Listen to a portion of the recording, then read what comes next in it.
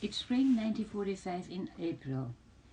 Holland has been occupied for almost 5 years. Sometimes I would sit in the backyard getting a little bit of sunshine. It was a quiet day. I could sometimes hear the sound of artillery in the distance and I often wondered, would I still be alive next year? We had no idea what was going to happen. No radio, no news, nothing, only rumors. People were wary and desperate. Most people thought at the beginning of the war that it was only a question of months. But a few months had stretched out into years. Families had been torn apart, fathers and sons had been sent off to Germany to work in the factories. Some refused to go and went into hiding. People were dressed in worn-out clothes and shoes. The stores now were completely empty. The Dutch farmers had been ordered to deliver most of the food to Germany, and the little that was left was just enough for the Dutch people not to starve. But now the situation had become completely hopeless. The Dutch underground had ordered the railroad to strike as a retaliation. The German commissioners in Holland had commanded to order all the supplies of food to the big cities to stop, and the result was disastrous. Constantly people would knock on the door and they begged for food, but there was nothing to give. Our ration per person was only one tiny slice of bread per day. As the days went on, many people died of starvation, especially the very old and the very young. My brother, who lived very close by, had some young children and they were starving. After talking it over with my father, they decided to bring the children to my brother-in-law's parents, who owned a farm up north, but it would be quite an ordeal to bring them there. My father had a transport bike, which had a wooden box in the front, so the children could sit in it.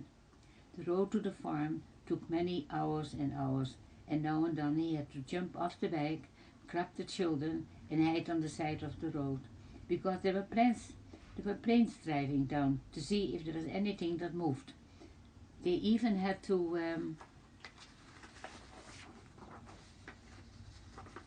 hide from a German convoy because it was late at night and no one was allowed out after 8 p.m., but they had no choice. I think they arrived after midnight on the farm. The children stayed there till the war was over. When my father arrived home a few days later, the family had supplied him with food that he could take home and we could eat. There were a lot of rumors going on around that food might be brought in. News came through that the plan had been worked out in London, and in some mysterious way the English communication had been approved to allow food to be flown in by the English plane. Now everything started to move. It was April 29. I was standing in front of my house near the canal. I saw the first area of bomber plane comes over. They were flying very low. The crowd of which I was part of was very quiet, for this was almost most of a great moment of joy. The plane had reached the destination, a piece of land just across the canal, which had been set off by the authorities. After it was there that they had dropped off the big boxes of food, hundreds of them.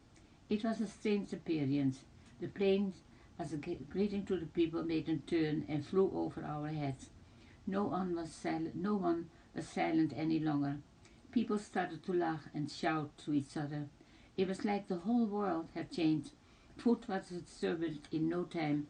We had been warned to eat as little as possible at first. At first, to give our stomach a time to adjust. I don't think that we paid much attention to that. Looking back after so many years, I still feel very grateful to the people who arranged the operation and saved us from starvation.